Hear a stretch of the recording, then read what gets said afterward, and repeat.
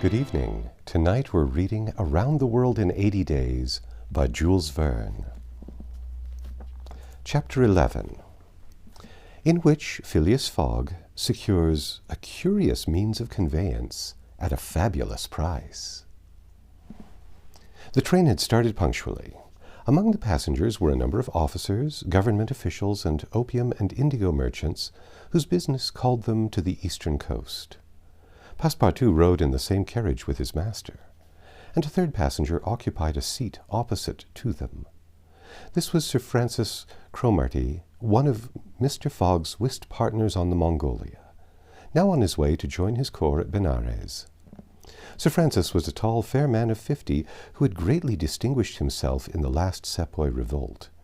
He made India his home, only paying brief visits to England at rare intervals, and was almost as familiar as a native with the customs, history, and character of India and its people. But Phileas Fogg was not travelling, but only describing a circumference, and took no pains to inquire into these subjects. He was a solid body, traversing an orbit around the terrestrial globe, according to the laws of rational mechanics. He was at this moment calculating in his mind the number of hours spent since his departure from London, and, had it been in his nature to make a useless demonstration, should have rubbed his hands in satisfaction. Sir Francis Cromarty had observed the oddity of his travelling companion, although the only opportunity he had for studying him had been while he was dealing the cards and between two rubbers, and questioned himself whether a human heart really beat beneath this cold exterior, and whether Phileas Fogg had any sense of the beauties of nature. The Brigadier General was free to mentally confess that, of all the eccentric persons he had ever met, none was comparable to this product of the exact sciences. Phileas Fogg had not concealed from Sir Francis his design of going round the world, nor the circumstances under which he set out, and the General only saw in the wager a useless eccentricity and a lack of sound common sense. In the way this strange gentleman was going, he would leave the world without having done any good to himself or anybody else. An hour after leaving Bombay, the train had passed the viaducts and the island of Salsette, and had got into the open country. At Kalyan they reached the junction of the branch line which descends toward eastern India by Kandala and Pune, and passing Powell, they entered the defiles of the mountains, with their basalt bases and their summits crowned with thick and verdant forests. Phileas Fogg and Sir Francis Cromarty exchanged a few words from time to time, and now Sir Francis, reviving the conversation, observed, "Some years ago, Mr. Fogg, you would have met with a delay at this point, which would probably have lost you your wager." "How so, Sir Francis?" "Because the railway stopped at the base of these mountains, which the passengers were obliged to cross in palanquins or on ponies to Kandala on the other side." "Such a delay would not have deranged my plans in the least," said Mr. Fogg. "I have constantly foreseen the likelihood of certain obstacles." "But, Mr. Fogg," pursued Sir Francis, "you run the risk of having some difficulty about this worthy fellow's adventures at the pagoda." Passepartout, his feet comfortably wrapped in his travelling blanket, was sound asleep, and did not dream that anybody was talking about him. "The government is very severe upon this kind of offence. It takes particular care that the religious customs of the Indians should be respected, and if your servant were caught—" "Very well, Sir Francis," replied Mr. Fogg. "If he had been caught, he would have been condemned and punished, and then would have quietly returned to Europe. I don't see how this affair could have delayed his master." The conversation fell again. During the night the train left the mountains behind and passed Nasik, and the next day proceeded over the flat, well-cultivated country of Khandeish, with its straggling villages, above which rose the minarets of the pagodas. This fertile territory is watered by numerous small rivers and limpid streams, mostly tributaries of the Godavari. Passepartout, on waking and looking out, could not realize that he was actually crossing India in a railway train.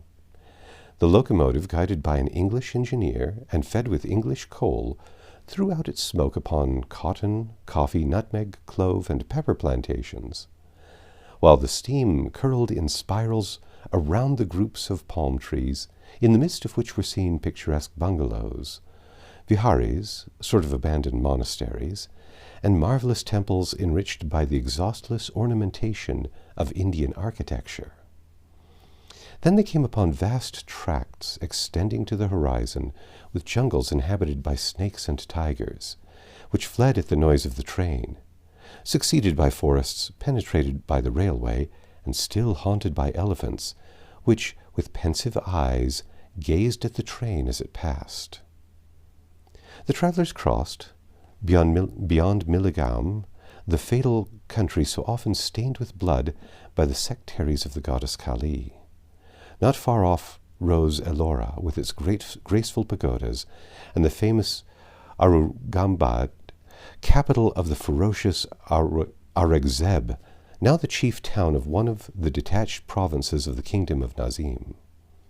It was thereabouts that Ferengia, the Thuggee chief, king of the stranglers, held his sway. These ruffians, united by a secret bond, strangled victims of every age in honor of the goddess of death, without ever shedding blood. There was a period when this part of the country could scarcely be traveled over without corpses being found in every direction. The English government has succeeded in greatly diminishing these murderers, though the Thuggees still exist and pursue the exercise of their horrible rites. At 12:30, the train stopped at Burrampur, where Passepartout was able to purchase some Indian slippers, ornamented with false pearls, in which, with evident vanity, he proceeded to encase his feet. The travellers made a hasty breakfast and started off for Ashugur, after skirting for a little the banks of the small river Tapti, which empties into the Gulf of Cambrai near Surat. Passepartout was now plunged into absorbing reverie. Up to his arrival at Bombay, he had entertained hopes that this journey would end there. But now that they were plainly whirling across India at full speed, a sudden change had come over the spirit of his dreams. His old vagabond nature returned to him. The fantastic ideas of his youth once more took possession of him. He came to regard his master's project as intended in good earnest, believing in the reality of the bet, and therefore in the tour of the world and the necessity of making it without fail within the designated period. Already he began to worry about possible delays and accidents which might happen on the way. He recognized himself as being personally interested in the wager, and trembling at the thought that he might have been the means of losing it by his unpardonable folly of the night before. Being much less cool-headed than Mr. Fogg, he was much more restless, counting and recounting the days passed over, uttering maledictions when the train stopped, and accusing it of sluggishness, and mentally blaming Mr. Fogg for not having bribed the engineer. The worthy fellow was ignorant that, while it is possible by such means to hasten the rate of a steamer, it could not be done on the railway. The train entered the defiles of the Sutpur Mountains, which separated Khandesh from Bundelkund toward evening. The next day Sir Francis Cromarty asked Passepartout what time it was, to which, on consulting his watch, he replied that it was 3 a.m. This famous timepiece, always regulated on the Greenwich meridian, which was now some 77 degrees westward, was at least 4 hours slow. Sir Francis corrected Passepartout's time, whereupon the latter made the same remark that he had done to Fix, and upon the general insisting that the watch should be regulated in each new meridian, since he was constantly going eastward, that is, in the face of the sun, and therefore the days were shorter by 4 minutes for each degree gone over, Passepartout obstinately refused to alter his watch, which he kept at London time. It was an innocent delusion which could harm no one. The train stopped at 8 o'clock in the midst of a glade some 15 miles beyond Rothal, where there were several bungalows and workmen's cabins. The conductor, passing along the carriage, shouted, "Passengers, we'll get out here!" Phileas Fogg looked at Sir Francis Cromarty for an explanation, but the general could not tell what meant a halt in the midst of the forest of dates and acacias. Passepartout, not less surprised, rushed out and speedily returned, crying, "Monsieur, there is no railway." "What do you mean?" asked Sir Francis. "I mean to say the train isn't going on." The general at once stepped out, while Phileas Fogg calmly followed him, and they proceeded together to the conductor. "Where are we?" asked Sir Francis. "At the hamlet of Colby." "Do we stop here?" "Certainly. The railway isn't finished." "What? Not finished?" "No, there's still a matter of 50 miles to be laid from here to Aloud, where the line begins again." "But the papers announced the opening of the railway throughout." "What would you have, officer? The papers were mistaken." "Yet you sell tickets from Bombay to Calcutta," retorted Sir Francis, who was growing warm. "No doubt," replied the conductor, "but the passengers know that they must provide means of transportation for themselves from Colby to Allahabad." Sir Francis was furious. Passepartout would willingly have knocked the conductor down, and did not dare to look at his master. "Sir Francis," said Mr. Fogg quietly, "we will, if you please, look about for some means of conveyance to Allahabad." "Mr. Fogg, this is a delay greatly to your disadvantage." "No, Sir Francis, it was foreseen." "What? You knew that the way—" "No, not at all. But I knew that some obstacle or other would sooner or later arise on my route. Nothing, therefore, is lost. I have 2 days, which I have already gained, to sacrifice. A steamer leaves Calcutta for Hong Kong at noon on the 25th. This is the 22nd. We shall reach Calcutta in time." There was nothing to say to so confident a response. But it was too true that the railway came to a termination at this point. The papers were like some watches, which have a way of getting too fast, and had been premature in their announcement of the completion of the line. The greater part of the travelers were aware of this interruption, and, leaving the train, they began to engage such vehicles as the village could provide, 4-wheeled palangiris, wagons drawn by zebus, carriages that looked like perambulating pagodas, palanquins, ponies, and what not. Mr. Fogg and Sir Francis Cromarty, after searching the village from end to end, came back without having found anything. "I shall go afoot," said Phileas Fogg. Passepartout, who had now rejoined his master, made a wry grimace, as the thought of his magnificent but too frail Indian shoes. Happily, he too had been looking about him, and after a moment's hesitation said, "Monsieur, I think I have found a means of conveyance." "What?" "An elephant. An elephant belongs to an Indian who lives but 100 steps from here." "Let's go see the elephant," replied Mr. Fogg. They soon reached a small hut near which, enclosed within some high palings, was the animal in question. An Indian came out of the hut and, at their request, conducted them within the enclosure. The elephant, which its owner had reared, not for a beast of burden, but for warlike purposes, was half domesticated. The Indian had begun already, by often irritating him, and feeding him every 3 months on sugar and butter, to impart to him a ferocity not in his nature, this method being often employed by those who train the Indian elephants for battle. Happily, however, for Mr. Fogg, the animal's instruction in this direction had not gone far, and the elephant still preserved his natural gentleness. Kiuni, this was the name of the beast, could doubtless travel rapidly for a long time, and, in default of any other means of conveyance, Mr. Fogg resolved to hire him. But elephants are far from cheap in India, where they are becoming scarce.